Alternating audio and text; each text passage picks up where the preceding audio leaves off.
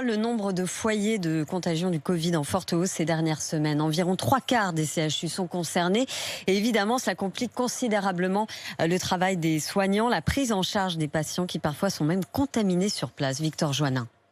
À l'hôpital de La Rochelle, 300 soignants ont été contaminés ces dernières semaines, du jamais vu depuis le début de l'épidémie. Selon le docteur Thierry Godot, la moitié des interventions hors Covid ont dû être déprogrammées. On a eu beaucoup d'arrêts de travail, donc on a été obligé de fermer des lits, on a été obligé de fermer des salles de bloc opératoire. Et les victimes collatérales, c'est en effet les patients d'autres pathologies qui actuellement sont plus en difficulté parce qu'on les soigne moins bien. C'est un cercle vicieux, observe la présidente de la coordination infirmière Céline Laville. Plus il y a de contamination, plus il y a d'absents et plus les soignants sont obligés de tourner entre les services au risque d'aggraver la situation. Du personnel qui va travailler une journée dans un service avec des patients Covid positifs et le lendemain dans un service où il n'y a pas de patients Covid positifs. Certains soignants positifs au Covid ont même eu la consigne de continuer à travailler. Et donc ça veut dire que le soignant, il vient travailler avec une charge virale sur lui. Et un soignant qui travaille 12 heures, il n'est pas infaillible. À un moment donné, il y a forcément un geste qui est oublié à un moment donné. La présence de variants plus contagieux est aussi avancée pour expliquer ces clusters, mais cela n'a pas encore été prouvé.